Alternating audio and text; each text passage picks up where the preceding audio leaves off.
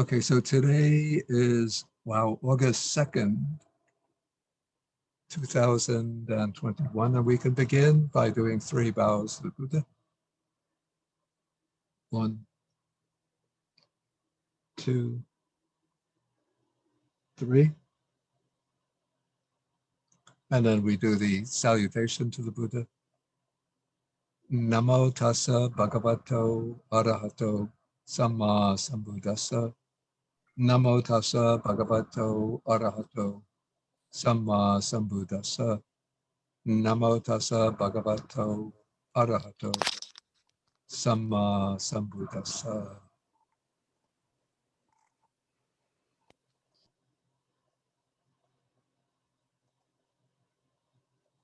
Okay, we are now reading together the Alagadupama Sutta, the discourse on the water snake. And chapter,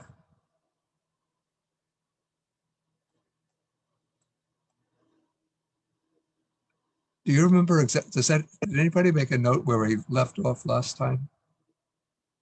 It was in 237, I think.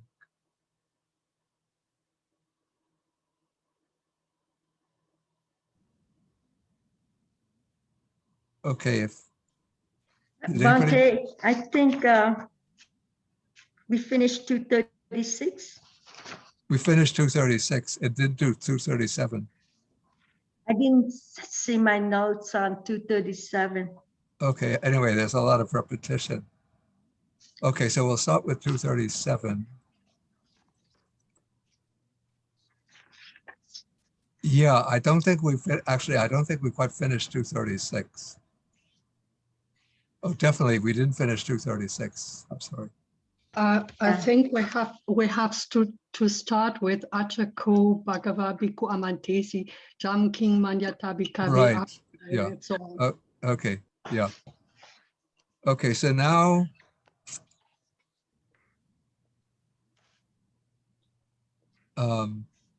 yeah, the Buddha is reproaching this monk named Arita for his wrong view, the view that those things that are called obstructions by the Blessed One are not really obstructive for one who indulges in them. And from the discussion that goes on, it's clear that he was saying that with regard to sensual pleasures. There's so much repetition that it's hard to keep track of the place. But I think what we didn't do, this sentence that are just marked in red.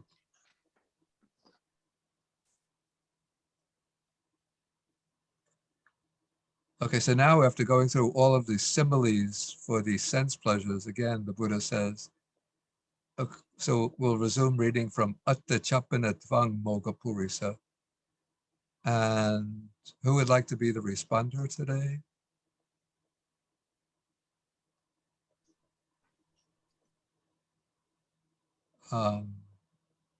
Kama? Sorry, Bhante, I am quite unwell today, actually. Oh. I am suffering from cold and cough. Okay. Vaishali? Vaishali? Yes, Bhante. Okay. Okay, so we start reading from Atta Chapana Tvang Moga Purisa. Atta Chapana Tvang Moga Purisa. Attana Dugahitena. Attana Dugahitena. Amhe Cheva Abhachikasi. Amhe Cheva Abhachikasi. Attanancha Kanasi. Attanancha Kanasi. Bahuncha Apunyang Pasavasi. Bahuncha Punyang Pasavasi. You might as well finish. Tanghite Moga Purisa Bhavisati. Tanghite Moga Purisa Bhavisati. Digaratang Ahitaya Dukkaya. Digharatang Ahitaya Dukkaya. Okay, so the Buddha says, Atta Chapana it's really just continuing, sort of a connective.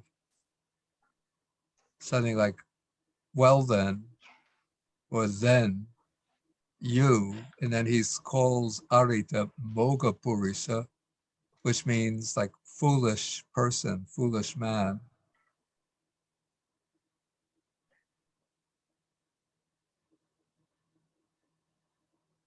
Okay, then I'll go to the verb abachikasi, which has the meaning of, is the second person singular of the verb abachikati, which means to in this context, to misrepresent. So you misrepresent, and then the object is indicated by the first person plural pronoun, he, us. And though the Buddha, of course, is one person, but he's using the plural pronoun, maybe in the sense that that Arita is misrepresenting not only the Buddha himself individually, but the whole community, including the other monks who have the right view. So you misrepresent us, and then you misrepresent us, atana dukkahitena.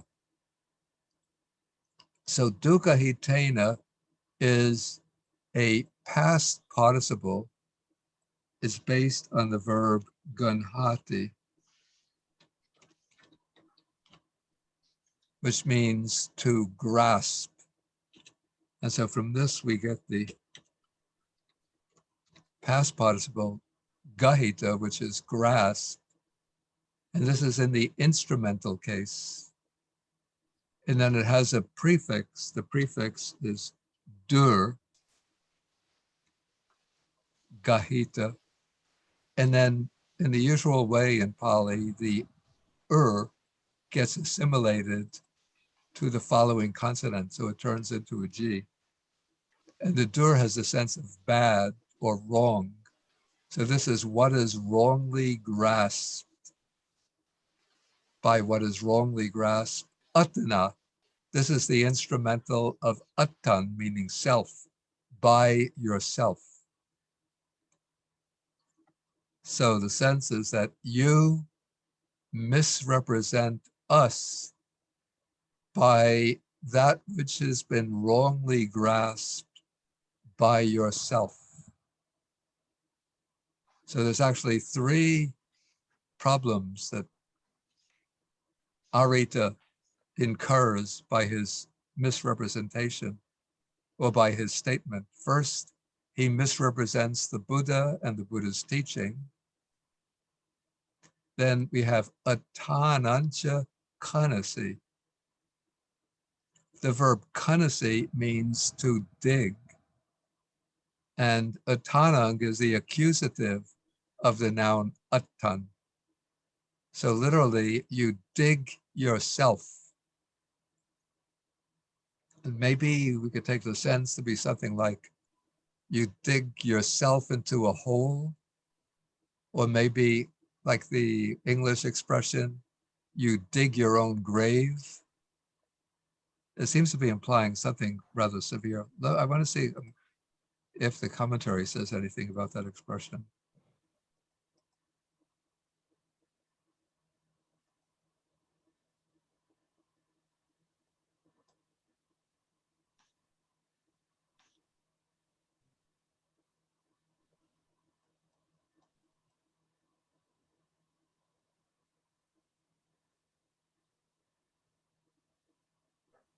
It seems that it doesn't comment on the expression.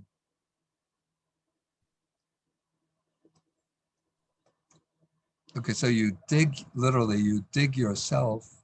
And then, so that's the second problem that he creates. Then the third problem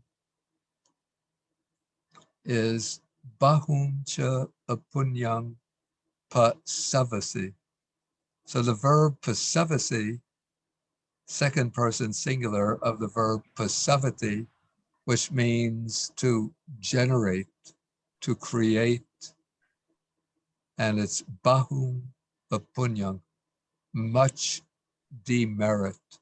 So you create or generate much demerit.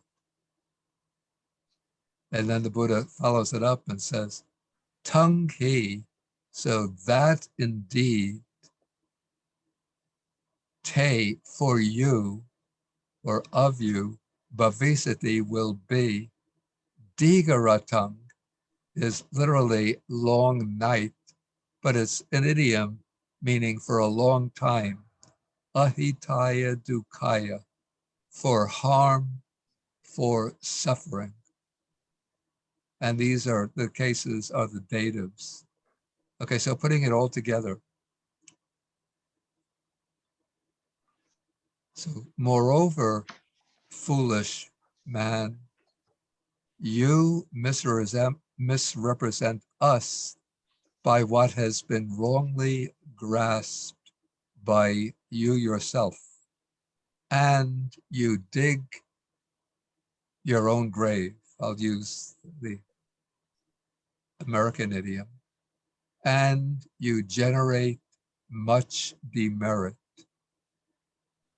And that indeed will be or will lead to your harm and to your suffering for a long time, O foolish man.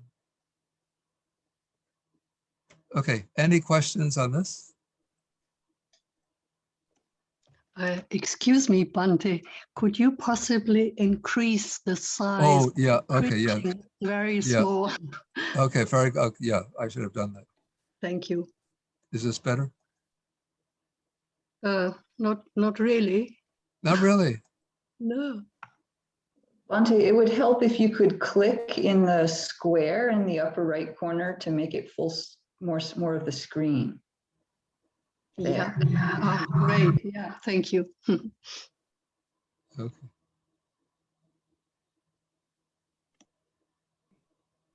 Bante, Yeah. I have so Bante, the Atanancha Kanasi,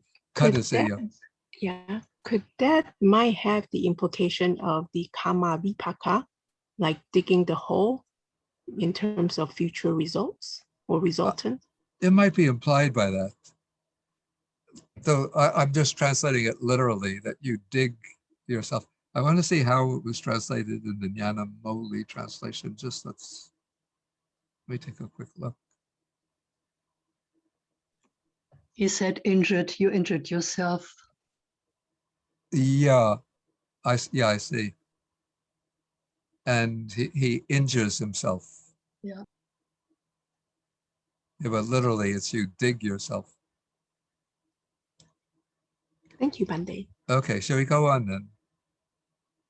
Okay, so now the Buddha addresses the monks and he says, okay, Tang King Manyata Bhikkhave, Tang king mayata bhikkhave, Api Nayang Arito Bhikkhu, Gaddabadi Pubo, api nayang arito bhikkhu, gaddha di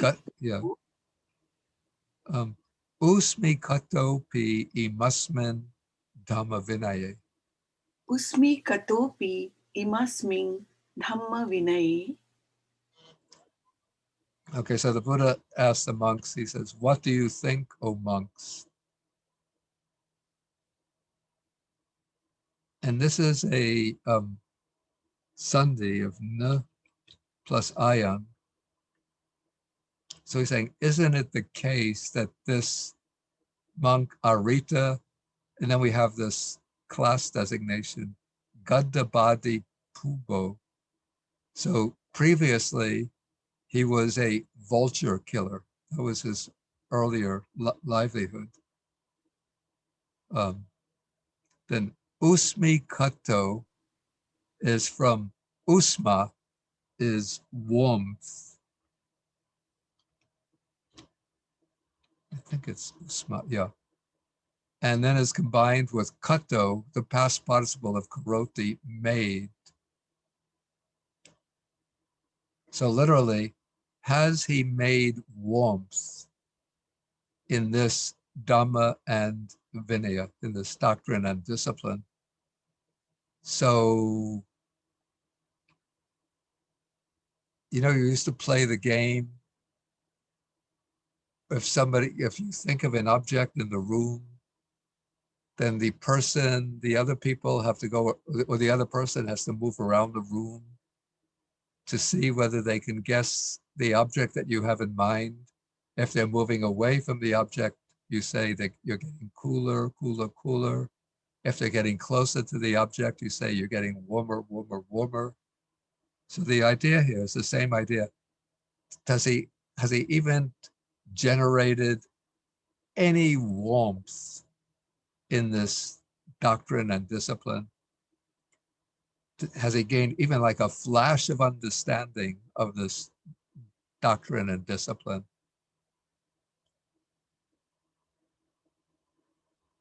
You know, does he have like a spark? Does he have even a spark of understanding?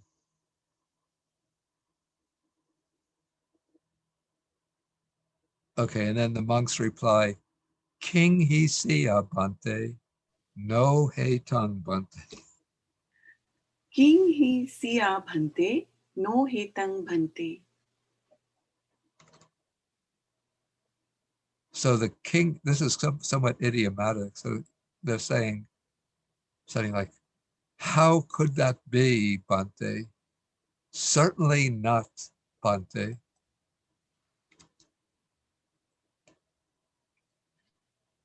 And then continuing. Evang vute arito bhikkhu. Evang vutte arito bhikkhu Gaddabadi pubo. gadda badhi pubbo Tunhi bhuto manku bhuto. tunhi bhuto manku bhuto Patta kando. patta khando Addo muko pujayanto. adho mukho pajayanto Upatibano nisidi. appatibhano nisidi. Yeah, so Evang Vute, when such was, there's a little sad passage that comes now. When such was said, the monk Arita, then Tuni Bhuto, this means he was silent. Manku Bhuto, the Manku was like humiliated, ashamed.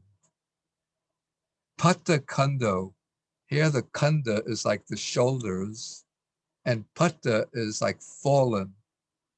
So with fallen shoulders, like hunched over.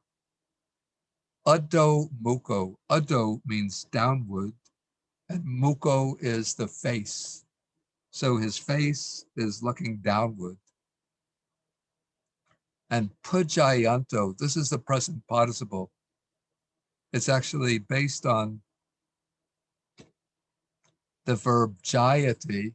So jayati can mean to meditate in the positive sense or to contemplate. But here it's sort of ruminating or thinking, but in a way that he's feeling ashamed and humiliated. And apatibhano. So this is, patibhana is usually eloquence in speaking. And apatibhano is without any eloquence in speaking. In other words, he's not able to answer. He's just left, what is the expression? Speechless.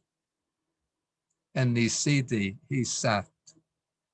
So when this was said, then the monk Arita sat there, silent, ashamed or humiliated,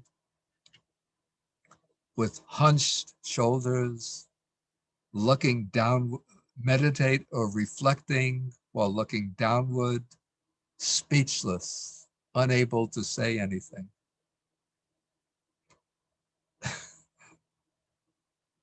Sometimes the Buddha can be quite hard, you know. Okay, so then, we go into the next sentence. Actually, we could just go through this. I'll just go through this quickly in translation, since it's very repetitive. So then the Blessed One, the Buddha, then we jump to the absolutive, viditva, having known that the monk Arita had become silent, ashamed, with hunched shoulders, reflecting while looking downwards, speechless. He said this to the monk Arita. So he says, cheer up, Arita. Cheer up, Arita. You still can develop in the Dhamma. Now he says, Panyayisasi ko tvang moga purisa. Panyayisasi ko tvang moga purisa. Etena sakena papakena ditti gatena. Etena sakena papakena ditti gatena. Idaham bhikkhu pati puchi sami. Idahang bhikkhu pati puchi sami. Okay, so he says to Arita, Panyayisasi. Okay, so that this verb is a future of the verb panyai. Yeah, it's second person singular future of the verb panyayati, which means to be known. Of course, it's based on the root nya.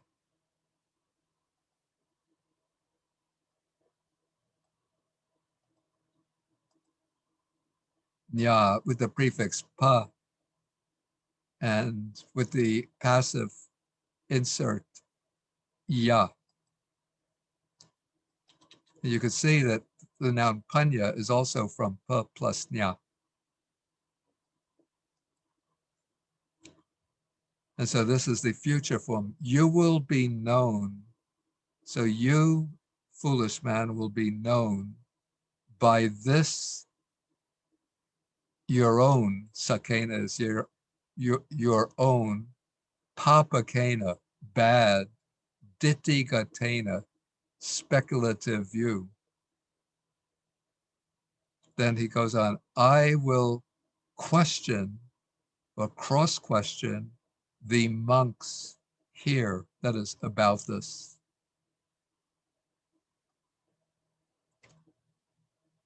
Okay, so any questions so far? Yes, Bhante, I've got two questions, in fact. I looked up Pajayanto in the dictionary, in the old PDS dictionary, and they said Pajayati means be in flames, and they translated in this case overcome by grief. Is that also possible? I mean, it's a sort of different state of mind, overcome by grief, and it's related to flames. Yeah, there is another verb. Pajayati, they say. Yeah, there's another verb, jayati, which means to burn. But let me just take a quick look to see if the commentary goes as this.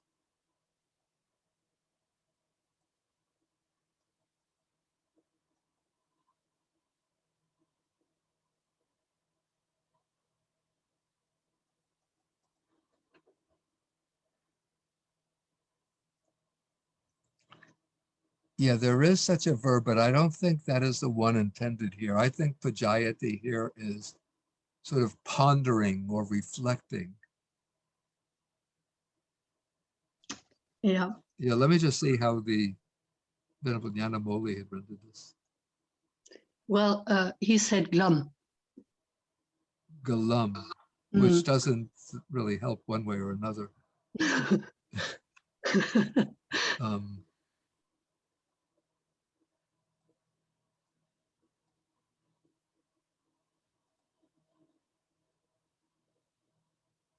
the drooping and head down, glum. It doesn't really indicate how he was taking this. Let me look in the PTS dictionary.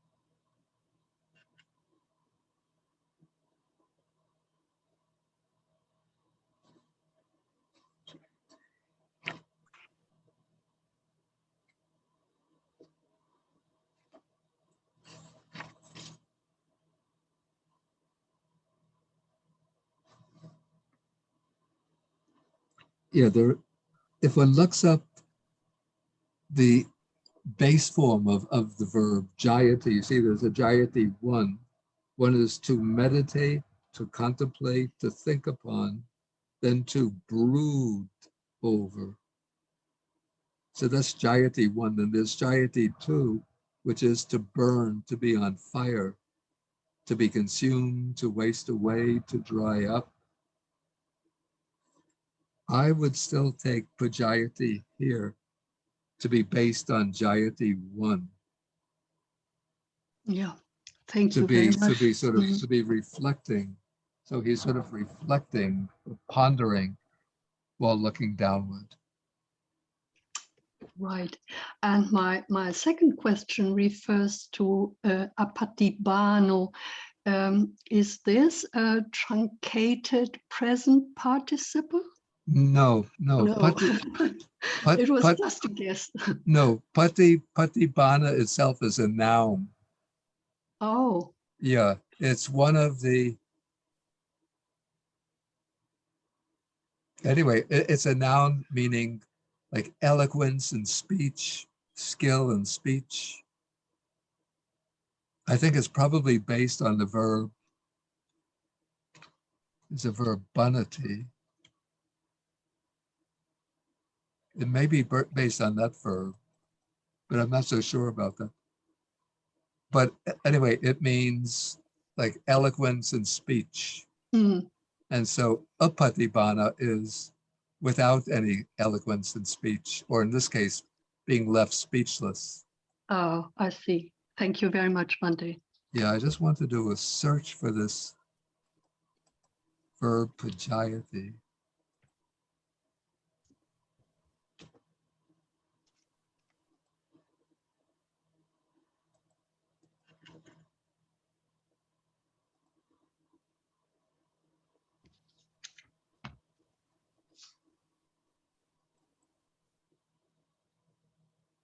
Okay, I got it.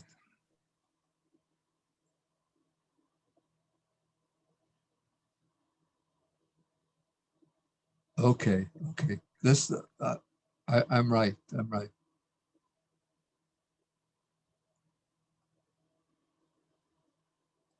Okay, I'll just paste in what I found.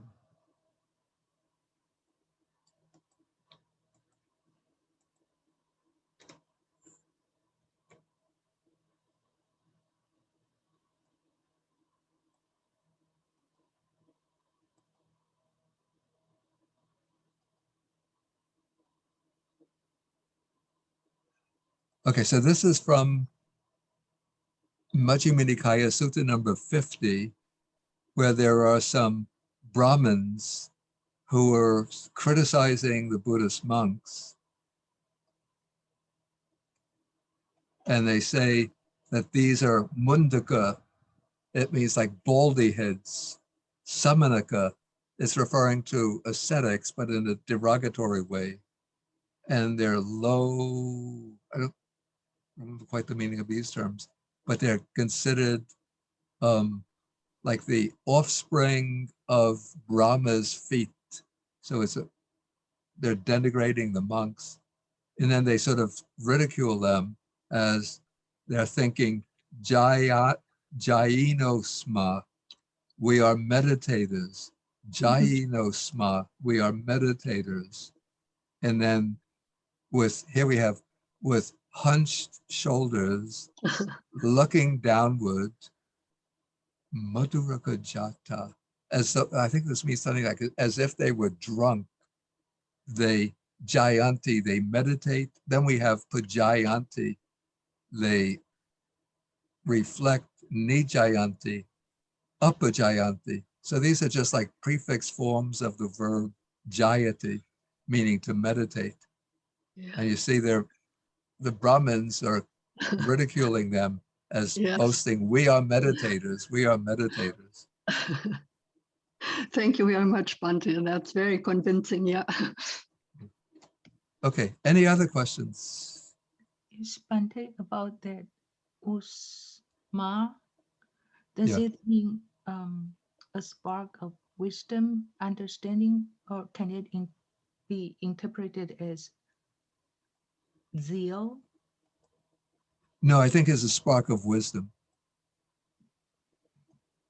Let me just see.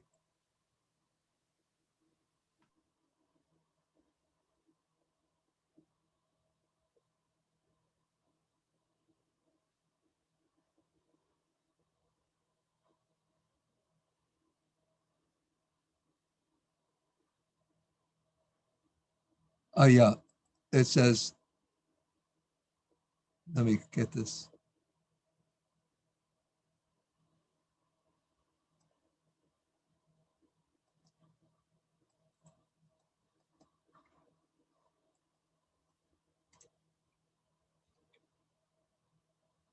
Yes, if this is from the commentary.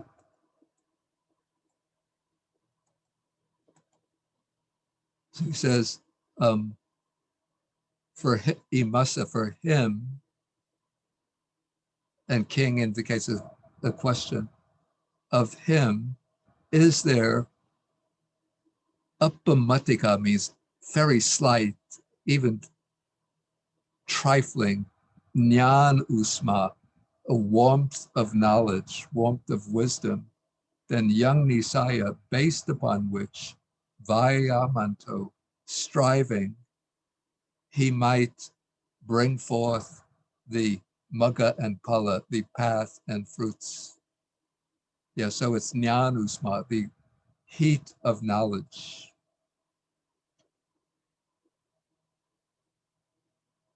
Okay, so anything else? Okay, so now the Buddha said he's going to cross-question the monks. And so now we're in section 237. So then the Buddha addressed the monks. He says, Tum he pi me bhikkhave, Tumhe pi me bhikkhave, evang dhammang desitang ajanata. evam dhammang desitang ajanatha. Yatayang arito bhikkhu gaddabadi pubo. Yathayang aritto bhikkhu gaddhabadhi pubbo Attana dugahitena attana duggahitena amhe cheva abhachikati amhe cheva abha chikhati atanancha kanati attanancha khanati bahuncha apunyang pasavati. bahuncha apunyang pasaviti. And then they say, no hetang bhante. No hitang bhante. Okay, so now the Buddha asks the monks, he says,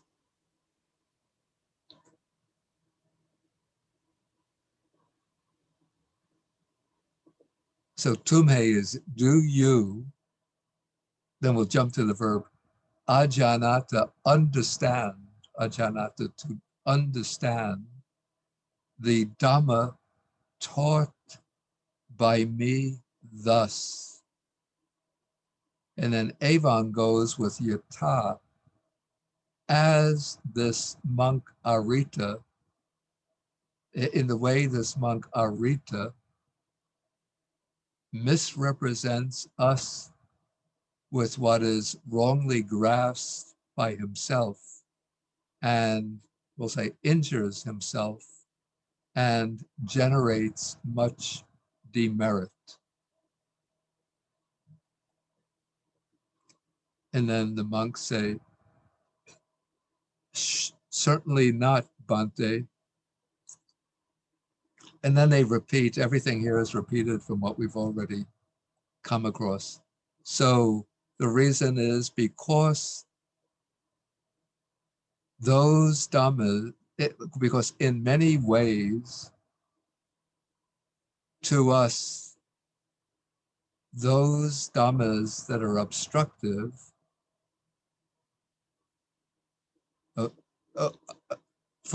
for us, obstructive dhammas have been stated by the Blessed One to be obstructive, and they are able to obstruct, literally, they are able for the obstruction of one who engages in them. Or more naturally, they are able to obstruct one who engages in them. And then they continue the same way we had before, that sense pleasures are of little enjoyment. Sense pleasures have been said by the Blessed One to be of little enjoyment, much dukkha, much misery, and the danger in them is greater, and there's still more danger in them. Sense pleasures have been stated by the Blessed One to be similar to a chain of bones and so on, similar to the head of a snake, and so forth.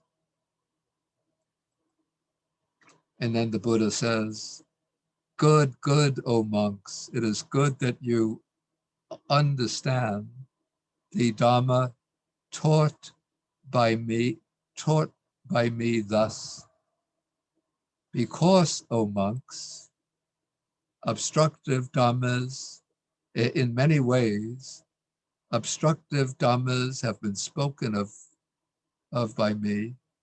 I think there's a word missing here as, I think there should be an obstructive here.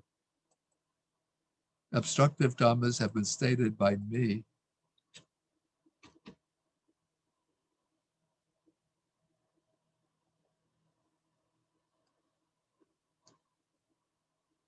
To be obstructive, and they are able to obstruct one who indulges in them. And then he goes on and on with all of the similes. And then again, criticizing Arita. Okay, then the last sentence is new. So we just pick up here. I think this important sentence. So vata bhikkhave. So vata bhikkhave. Anyatreva kamehi. Anyatreva kamehi. Anyatra kama sanyaya. Anyatra kama sanyaya. Anyatra kama vitakehi. Anyatra kama vitakkehi. Kame patisevisatiti netang tanang vijati. Kame patisevi satiti netang thanang vichati. Okay, so I would pick up the translation here. Anyatra with the ava just emphatic. So this would be apart, and anyatra has a meaning apart from, separate from. So apart from kamehi, from sensual desires, apart from sensual perception, this perception governed by sensuality. Anyatra kamavita kehi, apart from sensual thoughts, kame pati sevisati, one will or could indulge in sensual pleasures. Netang tanang vijati, there is not this case exists. Or in other words, this is impossible. So that apart from sensual desires, apart from sensual perception, apart from sensual thoughts, one might engage in or indulge in sense pleasures. There is no such possibility. This is not possible. Okay, so any questions so far? So Bhante, patissevisati is a future tense. It's future, but one of the uses of future is to indicate possibility, that one might do something, that one could do something. And here it's being used in that sense.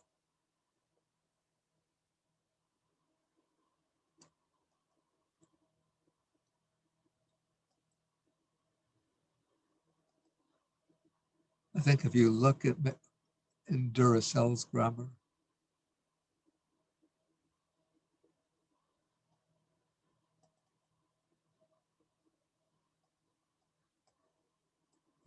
on the use of the future,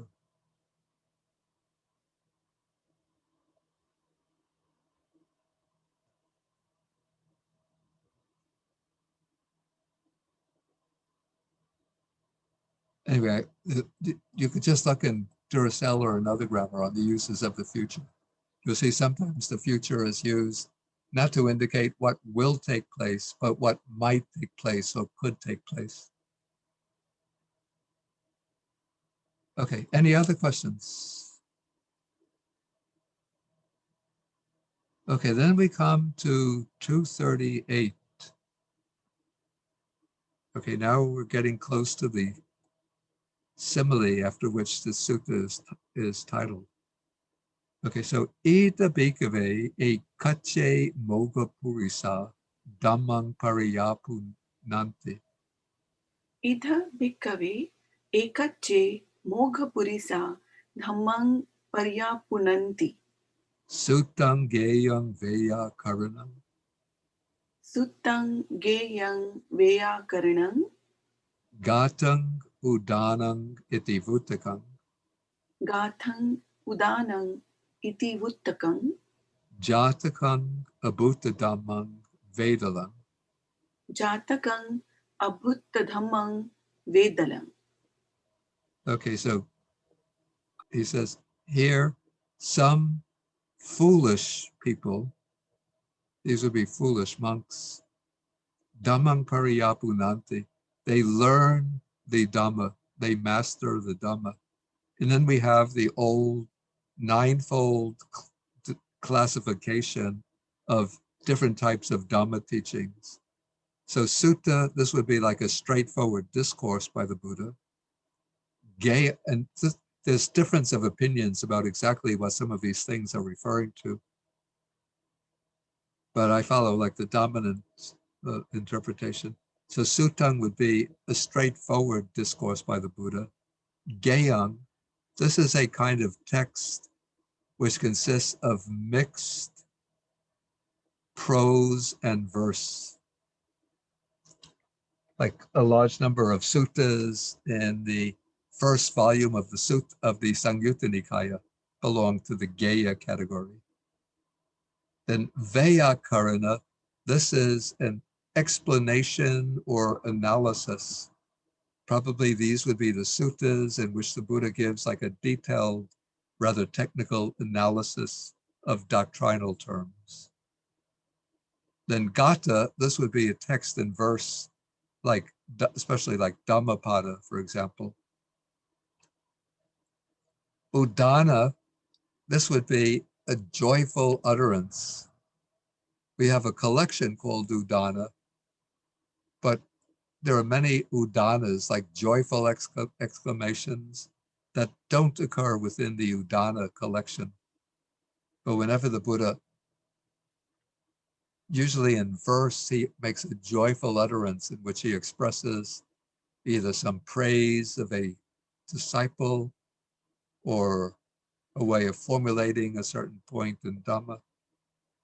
Iti Vuttika, this is another collection of short suttas. It means thus, what was thus heard. Okay, Jataka, these are birth stories, stories about the Buddha's past births. A Bhuta Dhamma, which means just something like a wonder or a marvel. Probably this would have been maybe a text that explains how the Buddha performed a certain feat of psychic power. And then Vedalla is I think this is referring to like a catechism, a question and answer, a sutta in a question and answer format. And we have two suttas like this in the Majjhima Nikaya, number 43 and 44. But probably a lot of suttas that take the form where one monk or one person questions another, and then the other person answers, where they both know the answers, but they're asking the questions and teaching, giving the answers, just as a system for instructing disciples. So anyway, these are just 9 categories of teaching. But the important point here is that these foolish people, first they learn the Dhamma, and then te tang dhammang pariyapunitva, Te tang dhammang paryapunitva te sang dhammanang panyaya atang na upaparikanti. te sang dhammanang panyaya athang na upaparikhanti. Okay, so having pariyapunitva, this is the absolutive based on pariyapunanti. So having learned that Dhamma, then te sang dhammanang. So of those Dhammas, the meaning, they do not examine. The verb upaparikanti means to examine. So they do not examine the meaning with wisdom. So having learned, they, the monk, the foolish persons, having learned that Dhamma, they do not examine the meaning of those teachings with wisdom. It's a little peculiar that here we have dhammang and here we have tung dhammang in the singular, but then it switches to plural, te sang dhammanang.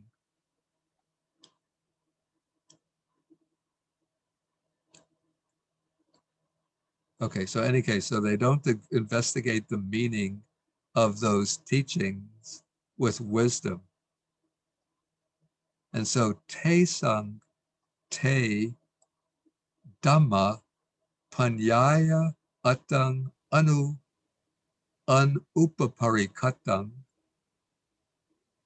Te sang te dhamma panyaya athang ana upaparikhatang Na nijanang kamanti. na nijhanang khamanti.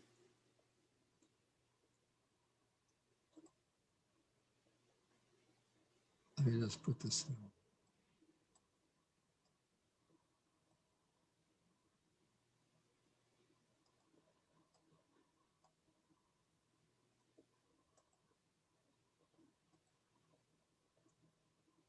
Okay, so Taesung is for them, and that goes with anupaparikatang. What is anupaparikatang? What is it? Grammatical form.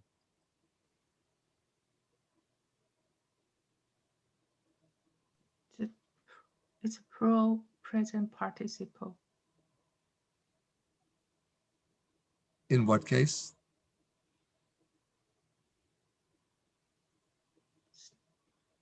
It's nominal. It's genitive. Right, right. And what is it matching? What is it in agreement with? I think it's take. Te is, Take. you sure? Take sang. Right, it goes with te sung. It's for them. And then this is negation. Not examining the meaning, not examining, wait. Yeah, this is rather, syntactically, it's rather difficult. So for them, not examining the meaning with wisdom, then the subject of the sentence becomes te dhamma, those teachings. And then this particular phrase in Pali, it's really impossible to render it in a meaningful way into English, literally.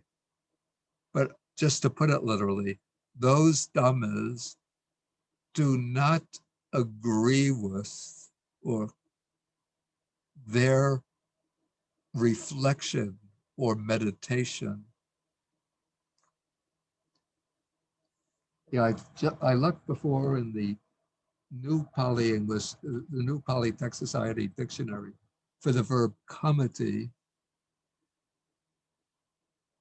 the various meanings. I think the meaning number 3 that she gives is seems good to, is agreeable to, seems preferable. So the sense, if we would be, okay, those teachings do not seem agreeable to the meditation or reflection of those who are not examining the meaning with wisdom. Let's see how it was rendered. I think in translating into English, either Venerable Nyanamoli or maybe it was myself who did this, had to take a little liberty in the translation. Yeah, so I think this was my work, not examining the meaning of those teachings with wisdom. They do not gain a reflective acceptance of them. So I changed the subject to they, the monks. And then the reflective acceptance, that idea is indicated by taking the Janang, Kamanti together. So it's a rather free rendering to make it, to put it into normal and natural English. Sometimes you have to do that with Pali. But literally, for them not examining the meaning with wisdom, those teachings are not agreeable to, then we say, their reflection or their meditation. Okay, we'll continue, then I'll take questions. Okay, te uparambani sangsa Te up arambhani sansa cheva dhammang pariyapunanti jeva dhammang paryapunanti iti vada pamokani sangsacha. iti vada pamokhani sansacha. Yeah, for these rather difficult compounds, the commentary is helpful. Let me just get the explanation.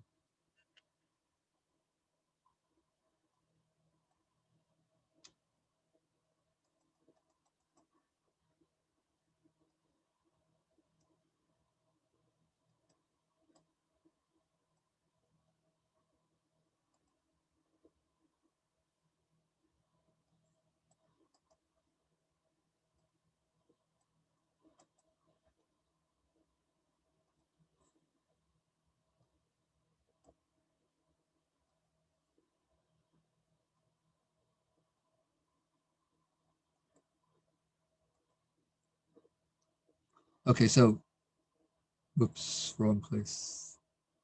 No, this is correct. Okay, so first I'll take the literal Pali. So te is them, referring to the foolish men. Then they're described first by this, it's a Bahubihi compound, upa rambani sangsa. So the word anisangsa means benefit or advantage. And uparamba means like criticism or blame. So this is, and the idea is that they, Dhammang pariyapunanti, they learn the Dhamma for the advantage of blame or criticism. And also itivada pamok anisangsa. This is literally thus an assertion, freeing from and benefit. So they learn the Dhamma for the advantage of freeing their own view in such and such a way. The explanation in the commentary, te uparamba anisangsa. So it says that te paresang vade dos aropanani sangsa hutva pariyapunanti. So they learn the Dhamma having become or seeking the advantage of ascribing faults or defects to the doctrine of others.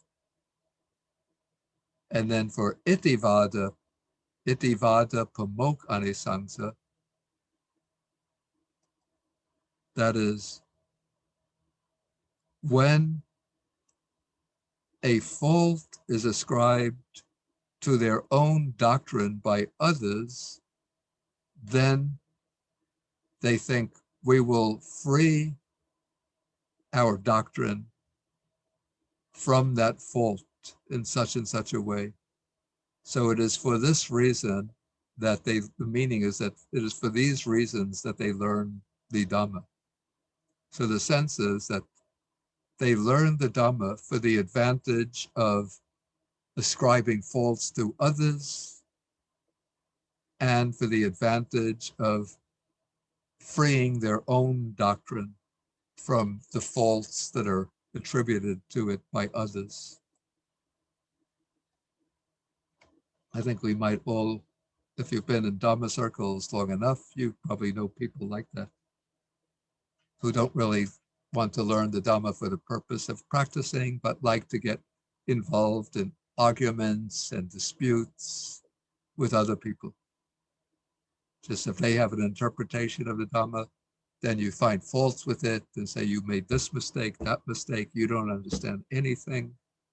And if somebody criticizes you, then you have to find ways to defend your own position.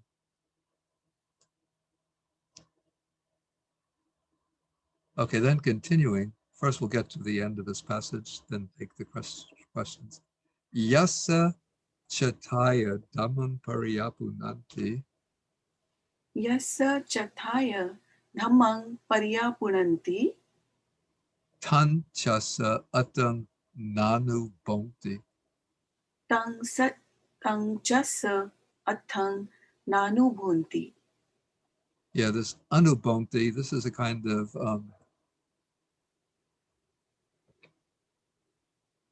a contraction of anubhavanti. Okay, so the sense here is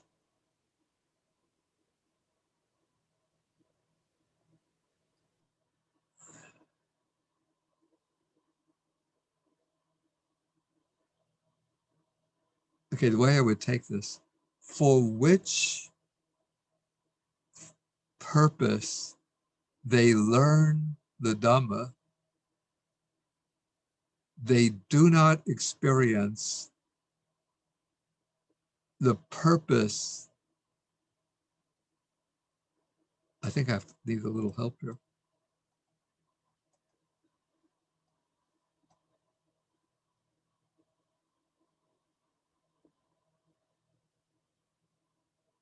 Okay, the way we have it here, they do not experience the good for the sake of which they learn the Dhamma.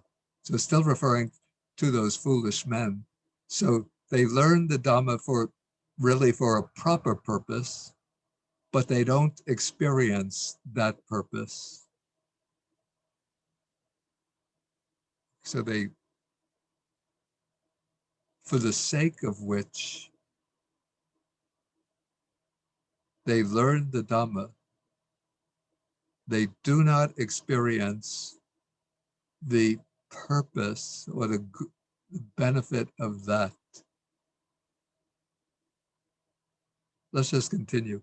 So te sang te Dhamma Te sang te dhamma dugahita duggahita digaratang ahitaya dukaya sangvatanti. digharatang ahitaya dukkhaya samvattanti. So for them, for these foolish people, those dhammas, those teachings, dugahita, badly grasped, wrongly grasped, then digaratang for a long time lead to harm and to suffering. The tankisa hetu, Tankisa hetu. so what is the reason for that? Then the reason, dugahitata bhikkhave dhammanam. Duggahitata bhikkhave dhammana. Okay, what grammatical form is dugahitata? Can anybody tell me?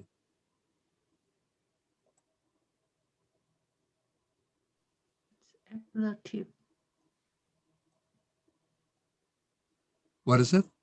It's ablative. Yeah, but how is it constructed?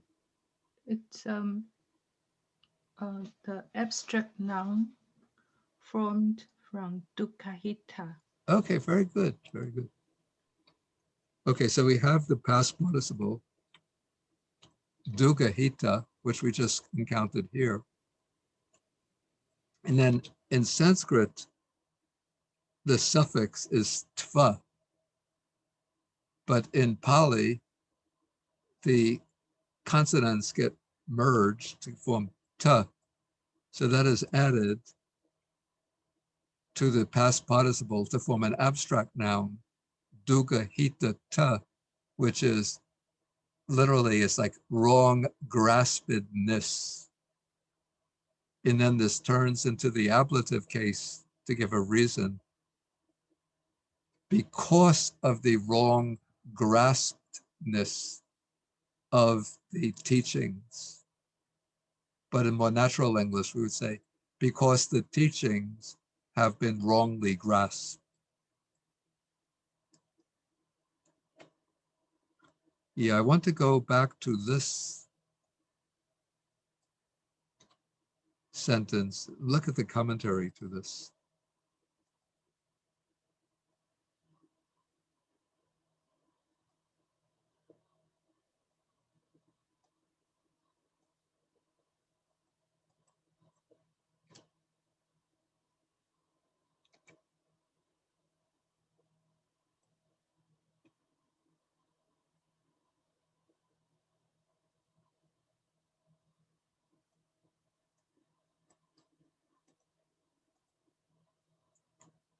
Okay, so it's explaining na anubonti tanchasa atta.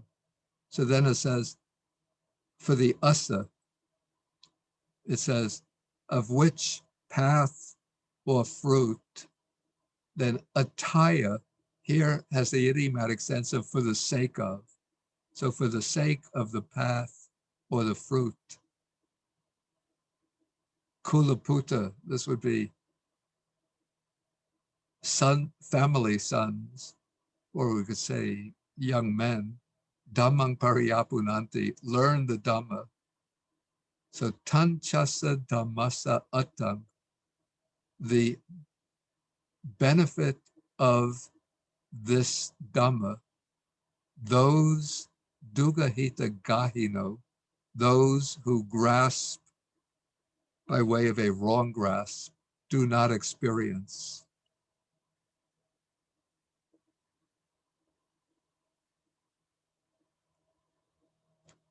Okay, so putting it more naturally, so the family sons,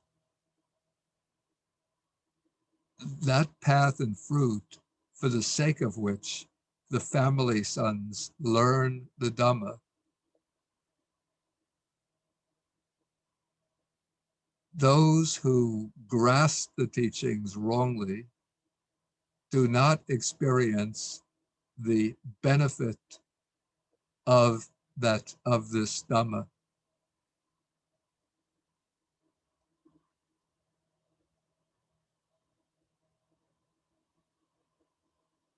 Okay, and it's a rather difficult construction, this sentence. Okay, so any questions here?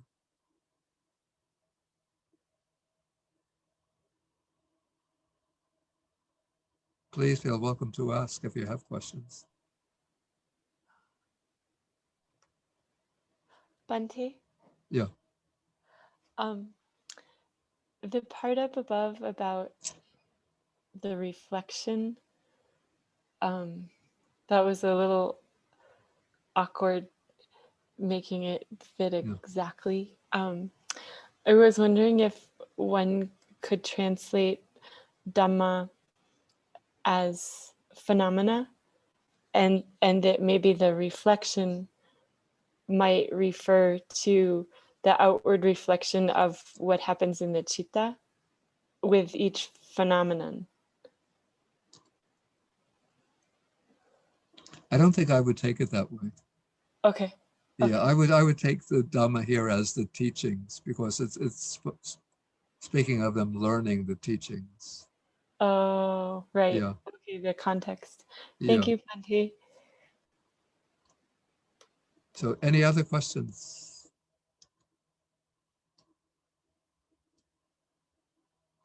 Okay, then I think before we get, since now we come to a long simile, so I think rather than jump into the simile now, we'll take a break and then do this next week, and then we'll have more time to deal with the Sutta Nipata.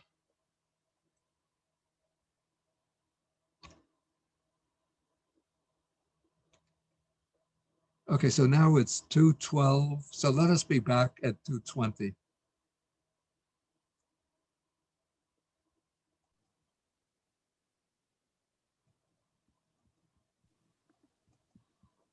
Okay, so now we are in we're in the Sutta Nipata, and still chapter 1, and now we come to Sutta number 11, which is called the Vijaya Sutta. Vijaya means victory. And we're resuming at verse number 193. Okay, so let us read together. Yes, Bhante. Okay. Charang vayadi vatitang Charang va yadi va tithang nisino udava sayang nisinno udava sayang saminjeti pasareti saminjeti pasareti esa kayasa injana. esa kayasa injana. Okay, so we have a number of present participles here.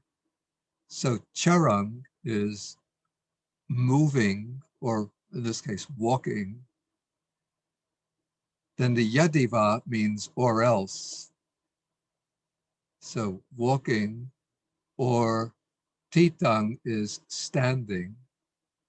Then nisino, originally grammatically it's a past participle, but it's used with a present participle sense, sitting, or sayang, that is lying down. So these are the four primary postures of the body, Iriyapata called. whether walking or standing, sitting or lying down, then we have a pair of verbs, saminjati pasariti. So saminjati is it bends in or draws in. So this is drawing in the limbs. And the opposite is pasariti, stretching, extending. So the way we move, we bend in the limbs and we stretch out the limbs, extend the limbs. Then asa kayasa injana. So injana is like the movement or the behavior. So this is the behavior of the body.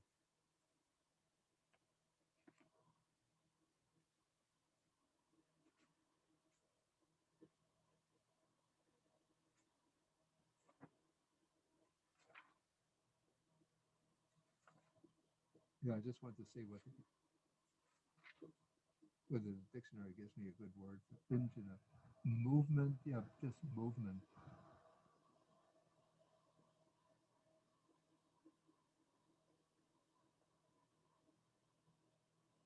Okay, so this verse is showing the different ways of movement or the different positions of the body. That would be a good word, the different positions of the body. Okay, then verse 194.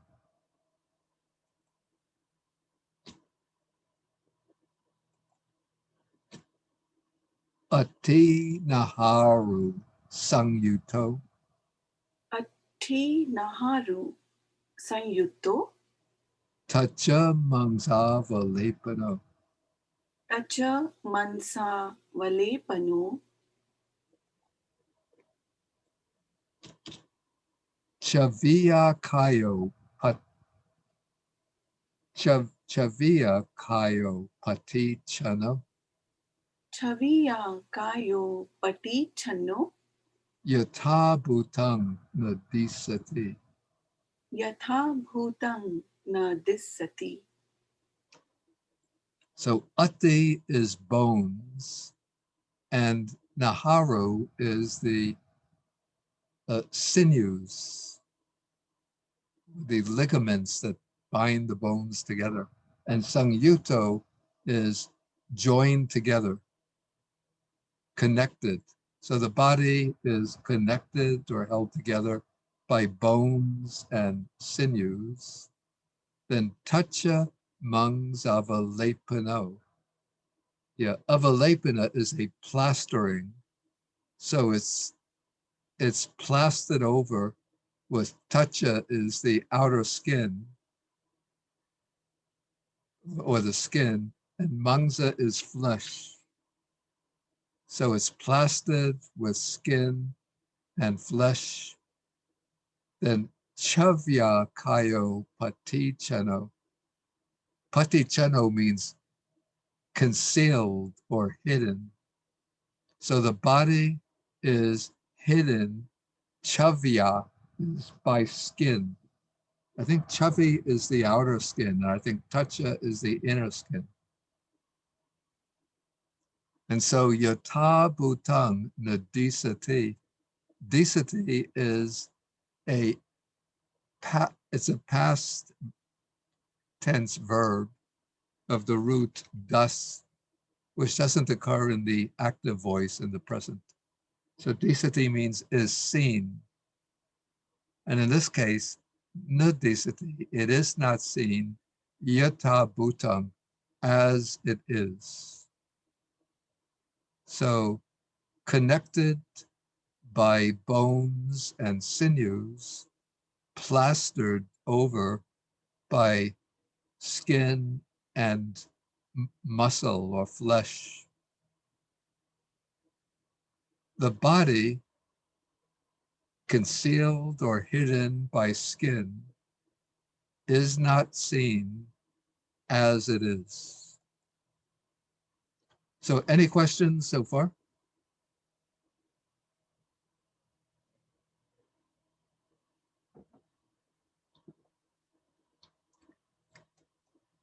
Okay, then we continue to go on.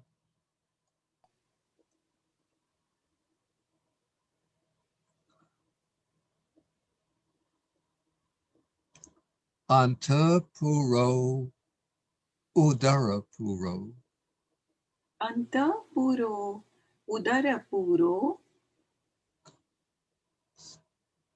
Yakana Pelasa Vatino Yakana Pelasa Vathino Hadayasa Papasasa Hadayasa Papasasa Vakasa Pihakasa Cha.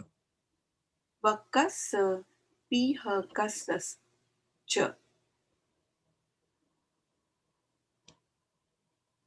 So Anta here means the bowels, the intestines, and Puro is full of, so, or filled with. So it's filled with the intestines. Udara Puro, the Udara is the stomach, filled with the stomach. And then I think Pura will then be governing these genitives. So it's implied it's filled with the Yakapela is the liver. I think we'll take the Sinhalese reading. So it's full of the liver, and the vatin is the bladder. So it's filled with the liver and with the bladder.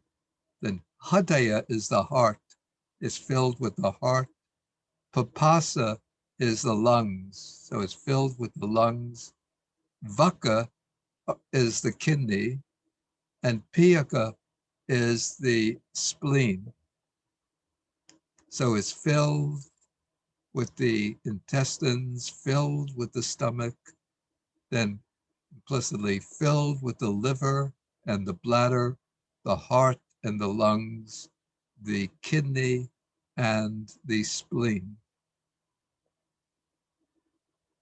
Then continuing 196, Singhanikaya Kelasa Singhanikaya Kelasa Sedasa Cha Medasa Cha Sedasa Cha Medasa Cha Lohitasa Lasikaya Lohitasa Lasikaya Pitasa Cha Vasaya Cha. Pittasa Cha Vasaya Cha. Okay, so Singhanika is the nasal mucus, or less politely, snot. Kala is saliva. So it's filled with snot and saliva. Seda is sweat. Meda is fat. Lohita is blood. Lasika, this is the fluid of the joints, synovial fluid. Pita is bile. And vasa is the grease of the skin, the oil of the skin. So the body, these are things that the body is full of. So it's filled with nasal mucus and saliva, sweat and fat, blood and fluid of the joints, bile and skin grease. So really, this is just a list. There's no grammatical difficulties here. Okay, then verse 197. Atasa navahi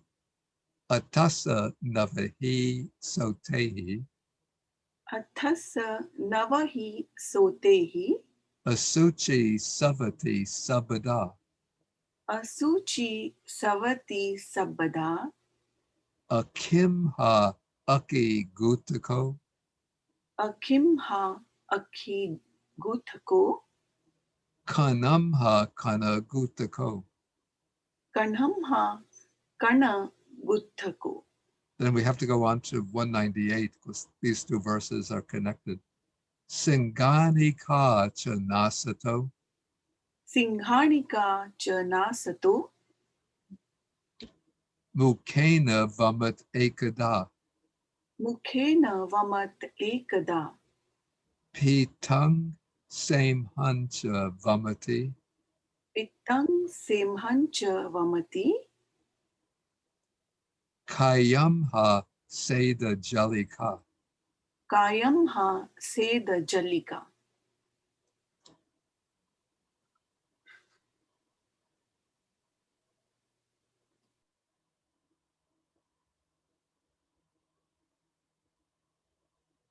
Okay, so then from the 9 streams, or maybe in this case we would say openings, a suchi, that's impurity, savati, flows, sabada, all the time, always.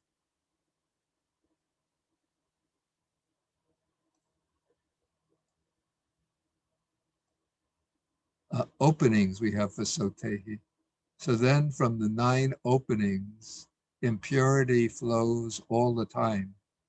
Then, okay, then from akimha, this is from the eye. It's singular, but the plural is implied. So from the eye comes aki kutako. Kutaka is filth. So eye filth comes from the eye. Ear filth, we would call this earwax, comes from the ear. Then nasato, from the nose, comes singanika, nasal mucus. Then from the mouth, vamati is almost exactly like the English word vomit. From the mouth, and ekada means sometimes. From the mouth, one sometimes vomits pitang, bile, and then samhung vamati.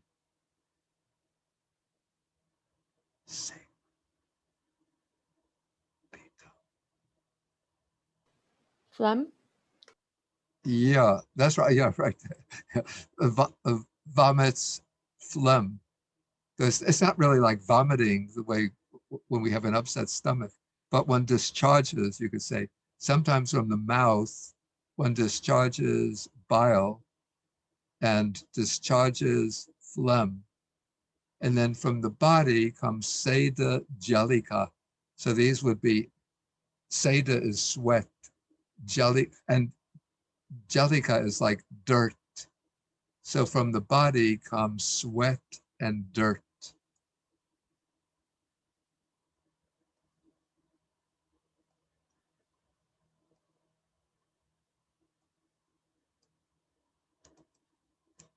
So any questions on this?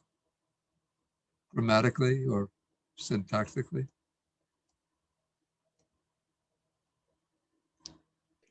Okay, Yes, then. Bhante. Oh, please. Yeah, referring to verse 195, I have got a question about the structure there. I think Antapuru and Udarapuru refers to Kayo, correct? Yeah.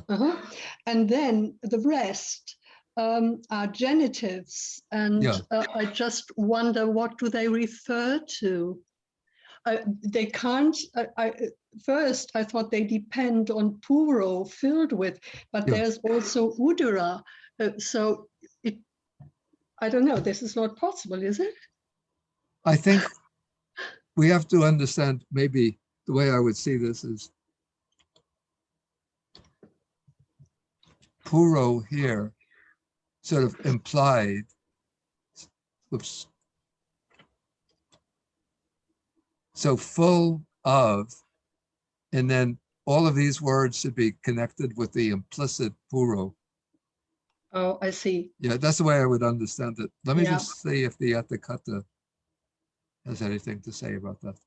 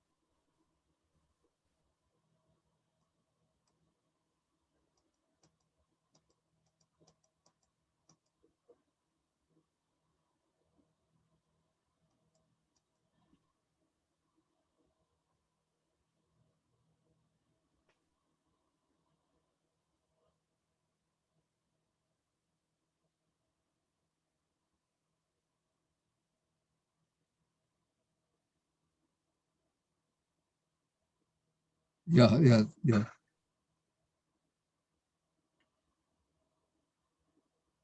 Let me just copy and paste it.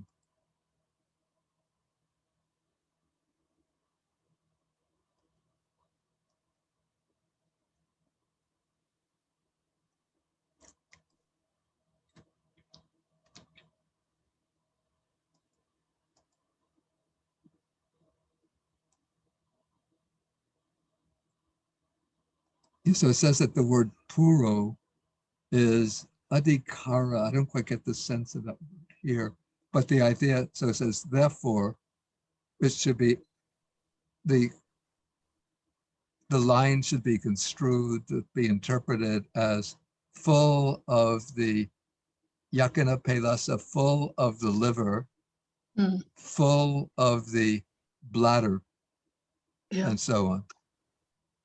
Yeah. Yes, so the word puro is sort of, should be like added, Yeah. you know, but it's left out because it wouldn't fit the meter. You have to Yeah. conform to the meter. Okay. Thank you, Bhante. Okay, any other questions? Okay, then we come to 199. Atassa susi rang si sang, Athasa susirang sisang matalungasa puritang, mathalungasa puritang sabato nang, subato nang manyati. I think the comma's in the wrong. Subato nang, whoops.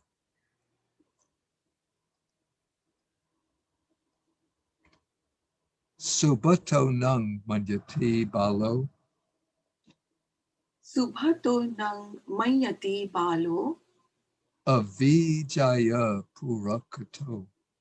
avidjaya purakhato. Okay, so then ones, the asa is just the general ones. Susirang is hollow, and sisang is head, the skull. So the empty, the hollow skull, puritang, is full of matalunga. Matalunga is the brain. Okay, then supato nang manyati balo. So the fool manyati thinks of this, that's the body, subato, as beautiful, because the fool is avijaya purakato. Purakato is something like accompanied, in this case, accompanied by ignorance. Let's see how I rendered purakato back. Led on, here we had led on by ignorance. Okay, so I think the asa is its, the body, its hollow head is filled with the brain, and then the fool thinks of it as beautiful. The fool, led on by or accompanied by ignorance, thinks that this is beautiful. Okay, then somebody had a question. Yes, Bhante, I have a question. Yeah. May I interrupt now? Who is this? This is Susan. Yeah, okay, you could ask the question. Yeah. Bhante, you mentioned the word meter. I thought meter is only used for chanting, like in Dhammapada. Well, this is verse. Meter governs verse, and this is verse, so it has the meter. Each line has 8 syllables. Yada yadacha so mato seti. Yes, you call it si aloka meter, right? Yeah. This is the shloka meter. Yeah. So every sutta has meter, or only only for chanting there is meter? Only verse, suttas in verse has meter. Thank you. Yeah, not prose. Prose doesn't have meter. Pante, Yeah. I have a question that's not entirely about grammar. So it's okay to shoot it down. I just did parts of the body for 6 months. And I couldn't find brain in the early lists. Yeah. And like the Amravati people have brain in one part of the list, and then like the Burmese people had brain in another part of the list, like maybe after feces, whereas the Amravati people had it after bone marrow, or I can't remember. And so I'm wondering, and I experimented in my own practice, which maybe I should continue to do, like where it seemed like it fit. Yeah. But the first month I didn't even include brain. And now I'm seeing in these verses that they do have brain in this one, but the list is a completely different order. So I'm just wondering if Bhante has any insight about that. Yeah. In the earliest version of the sutta, of the suttas, the brain is not included. Why, I don't know, but it's a number of parts have not, organs are not included. Like here we have the bhakti, the bladder, but it's not included in the oldest list. Yeah, they have mutta. Yeah. Okay, yeah.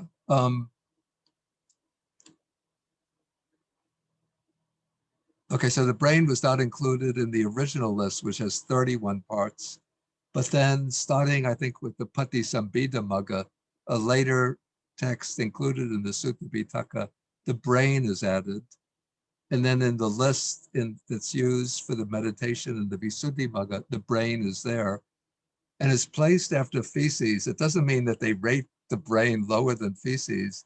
It's just that the brain becomes the last of the parts representing the earth element.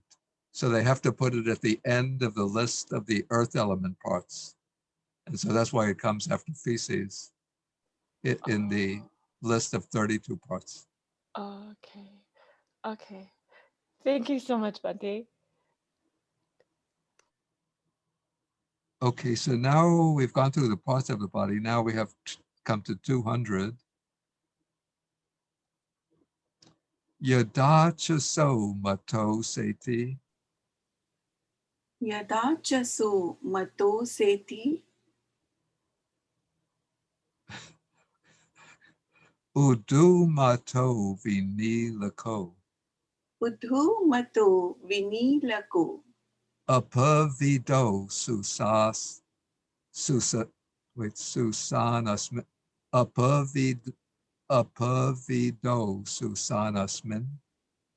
Apavidho susanasmin. Anapeka honti nyatayo. Anapekha honti nyatayo. Okay, so the yada is when, and then the so is referring to the body, and mato is dead, and lie, sati means lying down. So when it is dead, when it is lying dead, then udumato means bloated, like the body, I guess, supposed to bloat after death. Vinilako is like discolored. It changes color. So it comes vinilako, a kind of bluish color.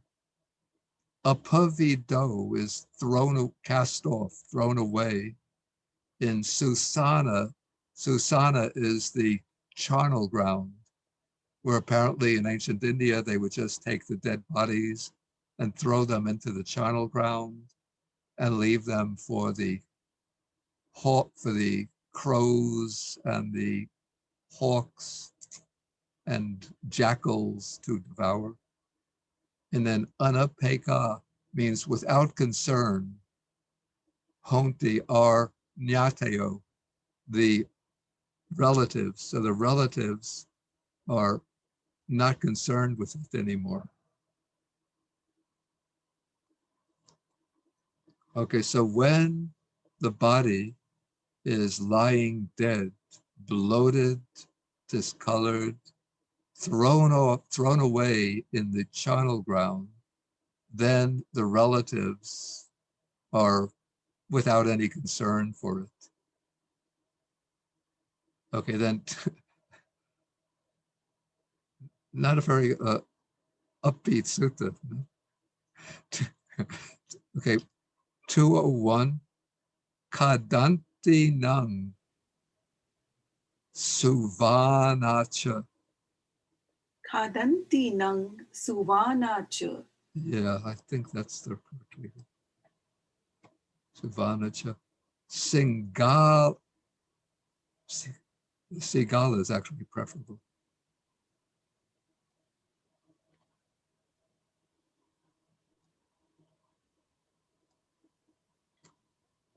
Sigalavaka kimhi. It seems like a syllable is missing. Sigalacha vaka kimi. Sigalacha vaka kimi. Kaka gija cha kadanti. Kaka gija cha khadanti. Ye chanye santi panino. Ye chanye santi parnino.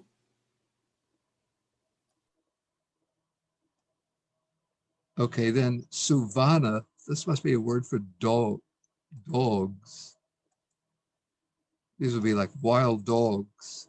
Then kadanti, eat it, eat the body.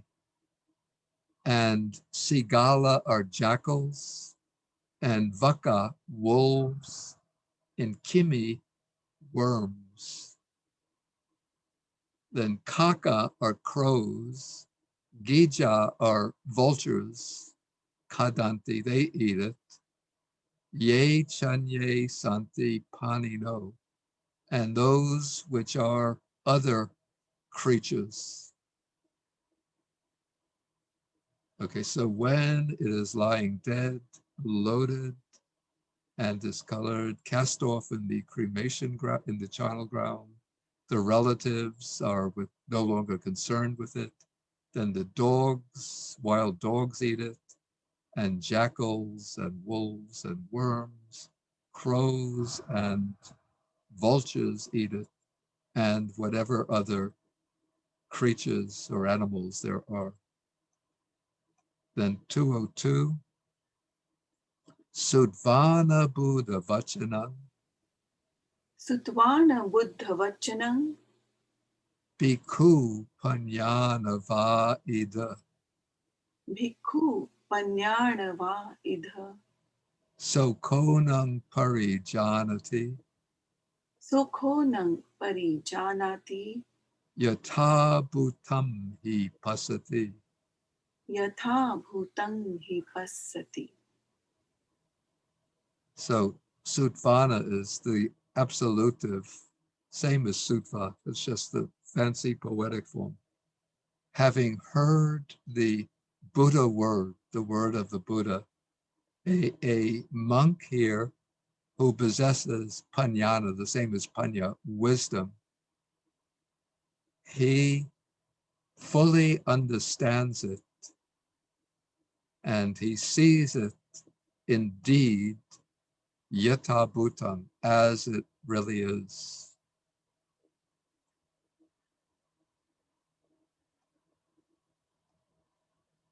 Then 203. Just want to see if we could.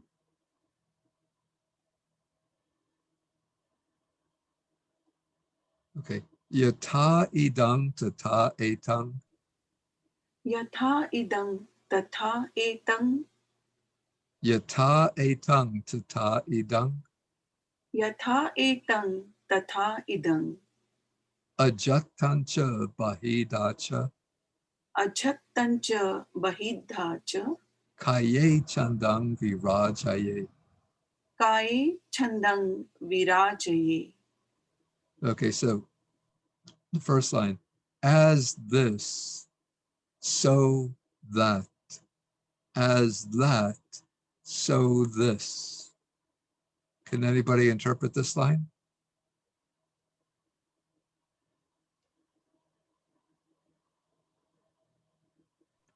I think you compare your own body to the bodies of others. Yeah, well, which body of others? As this body is my body, Yeah, and that body is the body of somebody else. yeah, that's too general. Or you could say this living body is like that dead body. Yeah, yeah. The Atang Yes. is referring to Yep. the corpse. So Yeah, as it really is, as it Yes, really yeah. is. Mm. yeah, so as this body is, just so that body was once alive. And Yata Atang, as that body is now lying there dead, Tata Idang, so this body too will one day be, be lying there dead. And so Achatang Bahidacha Kaye Chandang Virajaye. So internally, that is in regard to one's own body, and Bahidacha, in regard to the bodies of others, and this would probably be living bodies, Kaye Chandang, that is desire for the body, towards the body, Virajaye. So this is an optative, causative of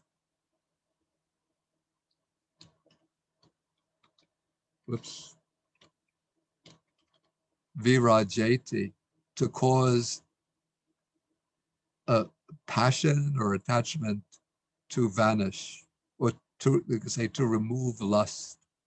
In this case, to remove desire. So one should remove desire towards the body internally and externally. And then we could continue. Let's see. Chanda raga viratoso. Chanda raga virataso. Bhikkhu panyanava ida. Bhikkhu panyanava idha. Ajaga amatang santing. Ajaga amatang santing. Nibbānam padamachutam. Nibbanang padamachutang.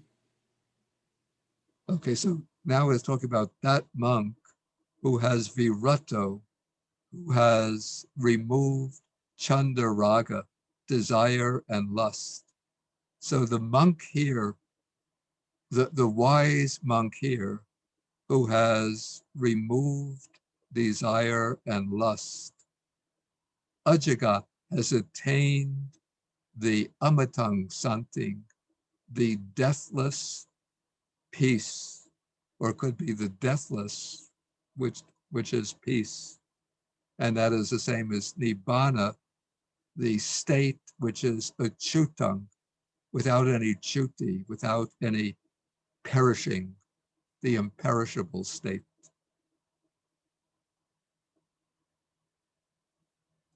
So we try to finish just 2 more verses and they go quickly.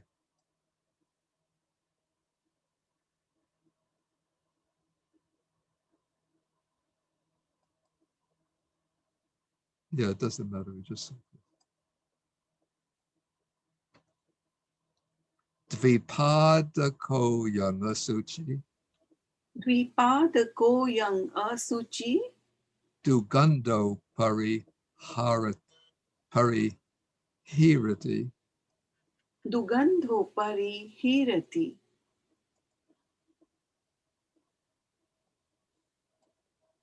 Nana kuna paripuro. Nana kuna paparipuro. Visavanto tato tato. Visavanto tato tato. Yes, so dvipada means 2 feet, and padako makes it an adjective referring to that which has 2 feet. In other words, the 2-footed body. So this 2-footed body is asuchi, impure, dugando, foul smelling, but pariharati or parihirati, what I had when I did the translation, is cherished. And yet it's nana kunapa. Kunapa, nana means various, and kunapa are like filthy things. And paripuro is, again, filled with, full of. So the body here is described as full of various filthy things. And visavanto, it's oozing out or flowing from here and from there. So in my translation, I had this 2-footed body, impure and foul smelling, is cherished, though it's filled with various kinds of filth and oozing here and there. Then I think the last verse, number 206, etadisena kayena, etadisena kayena, yomanye unam etave. yomanye unnametave, Parangva avajaneya, parangva avajaneya,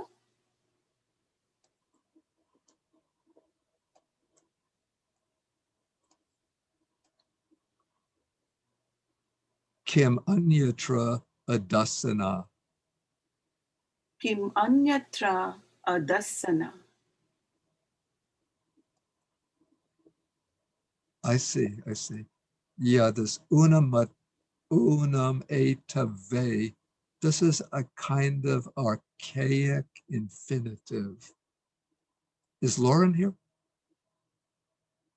Yes, Bhante. Is this a kind of Vedic infinitive? Do you know? In a dative sense? I've heard Vedic. But is it in the dative case? I thought it would be an infinitive. Let me just look in the dictionary. In Vedic, you can have different cases functioning as the infinitive. And can you recognize this form, etave? Let me see if I can get it. Unamati.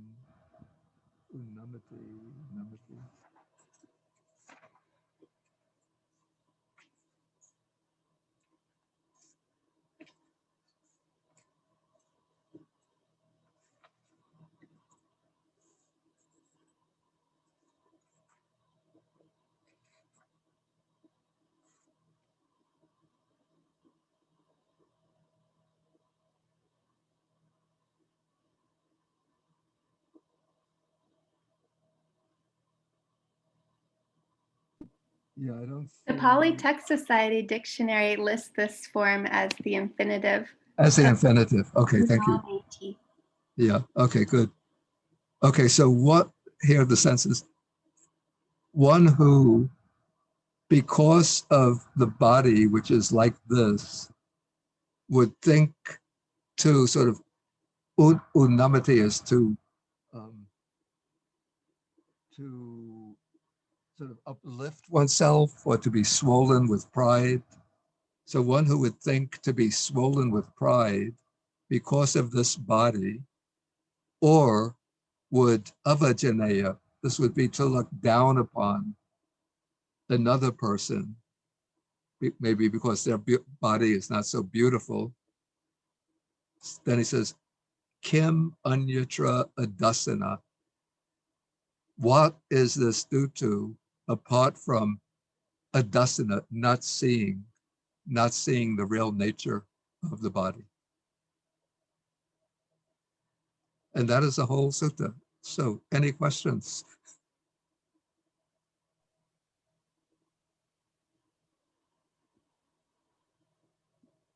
Bante, may I ask a common sense question?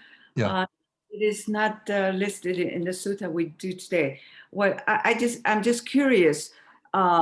When when a disciple approached the Buddha and they would do abhiwadati, Yeah. what do they say? Usually, if you greet the blessed one, what do they say? In the suttas, we don't see them saying anything. Oh, okay. Na- Nowadays, when a junior monk approaches a senior monk, they say something like "Okasa Vandami Bante." So please let me pay respects to you. I see. I Yeah. see. The Chinese text in Agama very often it says, well, Bante, you're having less worries and no disease, something. If Oh, there's something like that usually it's when the king or a lay person, sometimes when they come to the Buddha after a long time, they will say something like that. I see. But it's not done with the routine paying respects. I see. Yeah. Thank you. Okay, I think we'll have to end. Bante, Yeah. I have a question. Is this like part of the reflection on the impure nature of the body? Is this like the kind of reflection? Yeah, it's on that topic, but this is not the standard meditation on the impure nature of the body. The sort of standard meditation is defined what we find in the Satipatthana Sutta, with just a list of the 31 or 32 parts. Okay. But it's a good sutta for recitation from time to time. Thank you, Bante. Okay, I think we'll have to end for the day. So let us, and thank you to Vaishali for reciting or responding. Okay, so thank you all for joining, and we could end with 3 bows to the Buddha. 1, 2, 3. And bow to Bante. Okay. Thank you, Bante. Bante, thank you. Okay, thank you. Bante. Thank you, Bante. Thank you, Bante. Thank you, Bante. Okay. Thank you, Bante. Okay, thank you. Thank you. Okay, so